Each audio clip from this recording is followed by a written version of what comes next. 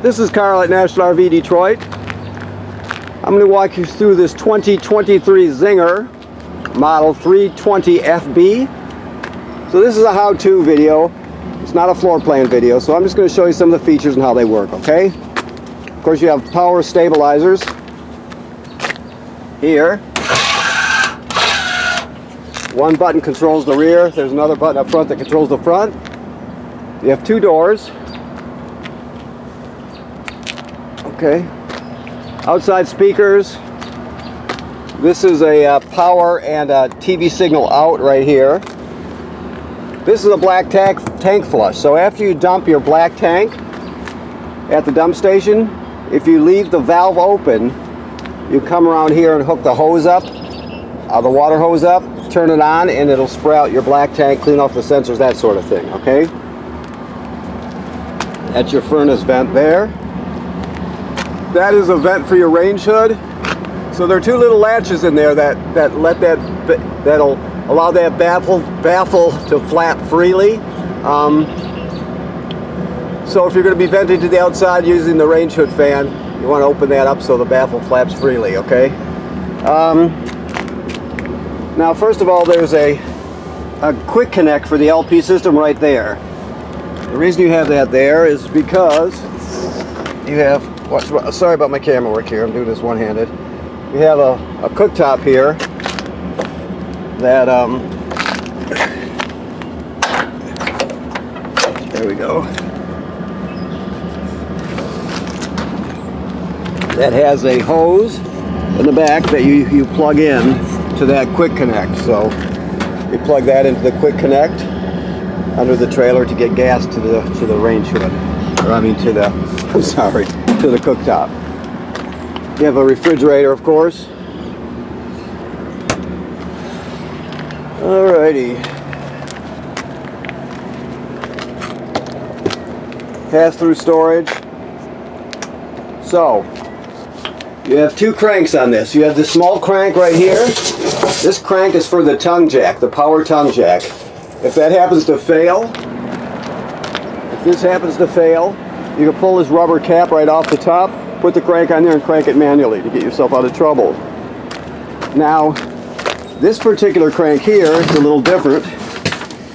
It's if you look at it, it's a cylinder with a slot cut in it, right? You can get a good picture of that.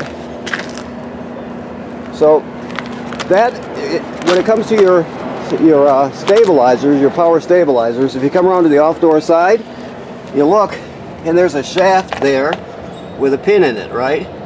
That'll accept that cylinder with the slot cut in it, right? So you can crank these manually also if you need to. If they happen to fail for any reason, get that crank on there, you can crank them up and down, okay?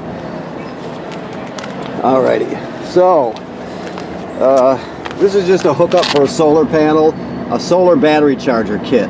It's made by Go Power, so if you're interested, that's where you would plug it in. This is the kill switch for your battery. You can shut the battery off here. It's got a deep cycle marine battery, 2 LP tanks with automatic changeover regulator, power tongue jack, as we discussed. And let's see what else we have here. You have your dump hose, and then there's a little adapter right there for your power cord. Now this trailer has on-demand hot water. So on the outside here, what I want to show you is that there's a switch here. That's a power switch, just so you know that it's there. Usually when the trailer's winterized and put away for the winter, you'll just shut this off because it'll still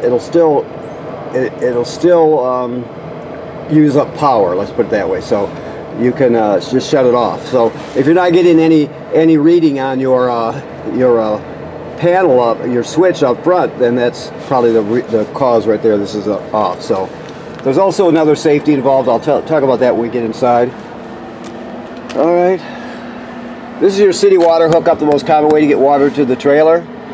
On those rare occasions when you're camping someplace without city water, you can pre-fill his fresh water tank before you get there. Use the onboard pump to pump the water. So you have city water and fresh water tank. This is just a little shower handset.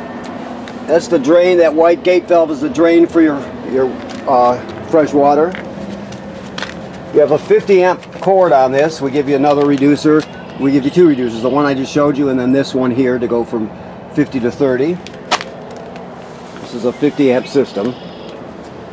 Here's your valves here, black on the right and gray next to it. Okay, storage. Cable and satellite through. If you look at up there, you're seeing that this is that housing tells us it's pre-wired for a Furrion backup camera kit, so you can always install that if you're interested. You have a ladder which makes it easy to inspect the roof. The manufacturer states every 90 days someone should inspect the roof. You look for crack or separation at any sealant on the roof where water can get through. You look at damage to roofing attachments or roofing material by, let's say, low branches or road debris flying up there. You can't see what's happening on the roof unless you're up there looking, so somebody should check it out. It should be part of your regular maintenance, okay? Alrighty. Let's go inside. See what's happening. Okay. So let's get some lights in here to start off with. Okay. Alright, so this is your panel here. So you have your two slide rooms right here and your power awning right here. Never leave the power awning out unattended if you're not going to be at the campsite. Roll it in, of course. Those are lights. You turn your water pump on here. That water pump's used to pump water out of the fresh water tank if you don't have city water. It's also used to winterize the trailer. And then you have your levels all here, okay? Alright. Keys are hanging on the faucet. So we come over here. Your sound bar has FM radio. I don't think it has AM.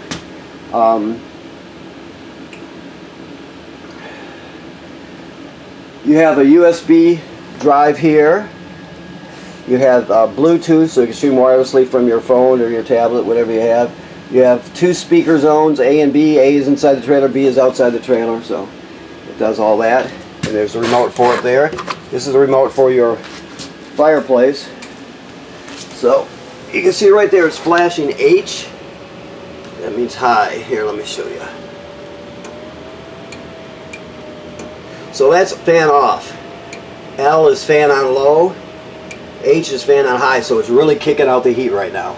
Okay. You also have to change the crystals, the color of the crystals.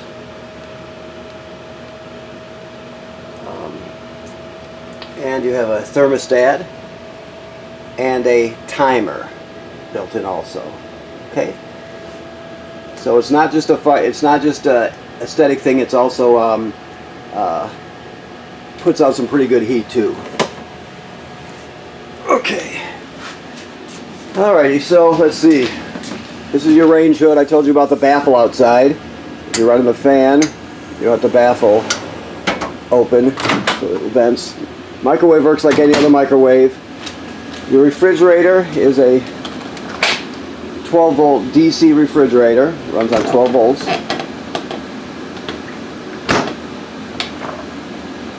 Okay. There's this tape here for it. I have to know, so here we go.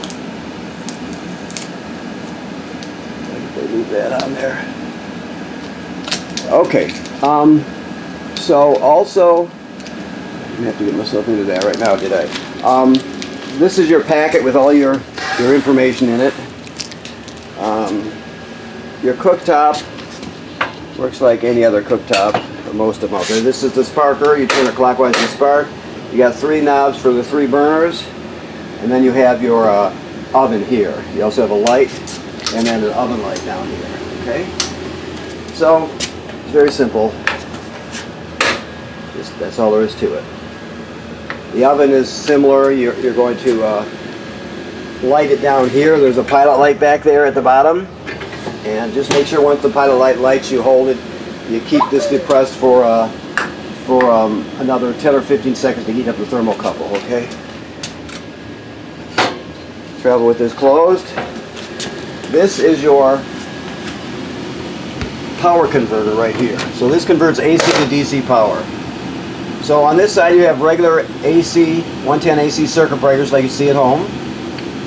and they're all labeled here.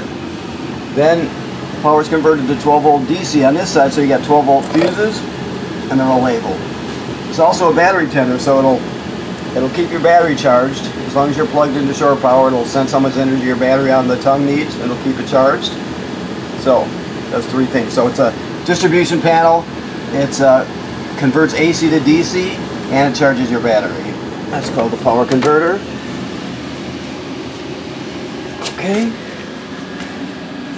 Alright, so this device here is your carbon monoxide LP gas detector. It should always be green. If it's not green, get it serviced. Your thermostat is an analog thermostat. I'm going to turn it down actually. We're really cooking it here. It's very simple. You keep the fan on auto. One click to the right of off is heat. 2 clicks to the left is cool. 1 click to the left is fan. Fan is just the air conditioner running without the compressor. Okay. And then you have this, which is shut off at the outside still because we're winterized. But you'll be able to up and down with the power. You change it from Fahrenheit to Celsius here, on and off.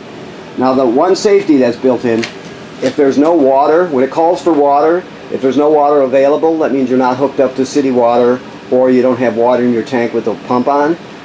The burner will not light, right? So it's set up so if there's no water, the gas burner will not light. So you always want to make sure that you have city water hooked up, or water in the tank with the pump on. Okay. And right now the switch on the outside is off. Okay. Bathroom. We've got 2 vents here. One with a fan, one without. Sink and shower work like any other sink and showers. The toilet works like all trailer toilets. It's got a flush pedal here. It sits right over a black tank. So when you get to the campground, you throw 1 dose of chemical in the bowl. Then you step on the pedal and hold it down until at least 1 gallon of water goes in the tank. Then it's ready to be used. If you don't do that, if you use it dry, then it will get clogged up and it'll smell super bad. So you always want to have chemical and water in there, at least 1 gallon or more before you use it, okay? Alright. Go this way. Your rear slide room in your bedroom. You have TV hookups here, of course. Second air conditioning in here, so that's why it's a 50 amp system. It has 2 ACs. This thing here is kind of something you might want to look into. You can just scan the code there. This is it's pre-wired for a public Wi-Fi booster is the main function people will use. So it'll really give you good public Wi-Fi. It consists of an antenna on the roof and a router box that fits right there. And your family will have a router plus much better public Wi-Fi. So if you use a lot of Wi-Fi, that's something you might be interested in. Okay. Other than that, we have the usual wardrobe stuff. There's storage under the bed that's also accessed from an outside panel. Of course, there's the door that we looked at from the outside. All right. We got up here to the other room up here. We have bunks, TV hookups, 2 large bunks. Okay, you don't see them that large too often. And of course, this can be configured differently. You can pull this piece out here and move it if you want. You can jackknife this section flat to turn into a bed. You can take the table and put it down onto the cleats and fill in the space with the cushions and make another bed. So there's 2 extra beds you can get here. Gives you a lot of sleeping options. There's some more information on that. The thing I showed you on the roof about the public Wi-Fi. They show you cellular here, but the main thing in my opinion, the main thing you'd be interested in is the router and the signal booster for the Wi-Fi. That seems to be what everybody goes for, okay? Because you already have a phone, so what do you don't really need more Wi-Fi or more cellular, I don't think. So maybe some people who work from their trailers, like traveling nurses and people like that, they might be interested in that. So Let's see. I think that about covers it. I'm looking around here. I think we've got it all. So I want to thank you for purchasing your trailer here at National RV Detroit. Remember what I told you about inspecting the roof on a regular basis? The manufacturer states 90 days. Just figure a couple times a summer. If something happens, you want to be able to take care of it immediately, and you can't see what's happening up there unless somebody looks. So that's the bottom line. You're just protecting your investment. Right now this is winterized, so the system's filled with antifreeze, and it's set for the winter time. So once warm weather hits, you'll have to purge the antifreeze out. Okay? Thank you very much.